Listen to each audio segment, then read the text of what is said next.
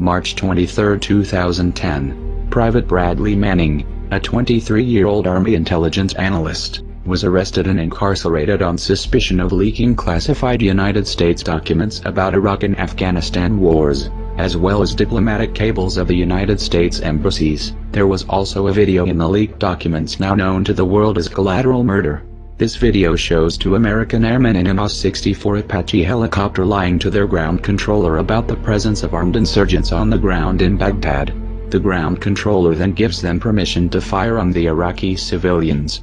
12 civilians are killed, 2 of which were Reuters journalists, arrested in Baghdad and jailed in Kuwait. Bradley Manning was then moved to the military brig at Quantico, Virginia, and while kept in complete isolation allegedly awaiting trial, he was subject to treatment described by hundreds of legal experts as torture.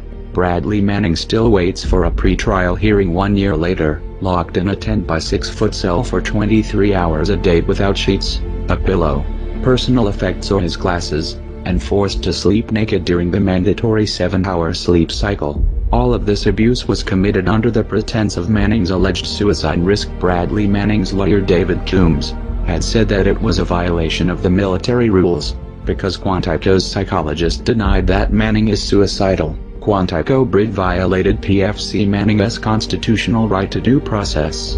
The facts surrounding PFC Manning's pretrial confinement at Quantico made it clear that his detention was not in compliance with legal and regulatory. April 20, 2010. Bradley Manning was moved to the Fort Leavenworth prison in Kansas following criticism over his 9-month detention at the Quantico brig. The move was intended to show that the treatment of Manning will be much fairer now that the complaints registered have made their public and legal mark. But they did not tell us that along with the move came an apparent order for PFC Manning's indefinite incarceration. One of the several charges that have been put to paper but not yet read in court is cooperating with the enemy, a charge that makes Manning eligible for the death penalty. But the fact is that the cables and video, supposedly leaked by Bradley Manning, have shown the world terrifying acts that must be condemned. Acts of what have commonly come to be called whistleblowing are driven by technologically changing times, ethics, and morals that we can readily observe when concerned people in the West seek a more just world, while the moment shows that we have been deceived by our own leaders.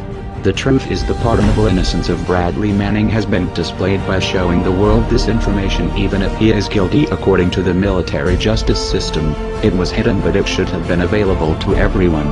The United States government should have been honest and not censored or buried this information, but instead released it and acted on it by investigating the perpetrators of the crimes shown in the video, not the whistleblowers. The question we should all have in mind is, who supports this hero? Most people know and support WikiLeaks and Julian Assange, but meanwhile, time is passing and Bradley Manning's life is being wasted in jail. Heroic if he did release the Collateral Murder video, and incarcerated in inhumane conditions under false pretenses for a year if he wasn't the one responsible. Either way, it is glaringly obvious to all of us that Bradley Manning shouldn't be the one in court, as we can see when we view those cables and the atrocities he allegedly was exposing. Free Bradley Manning. Jail the criminals, not the whistleblowers. We are anonymous.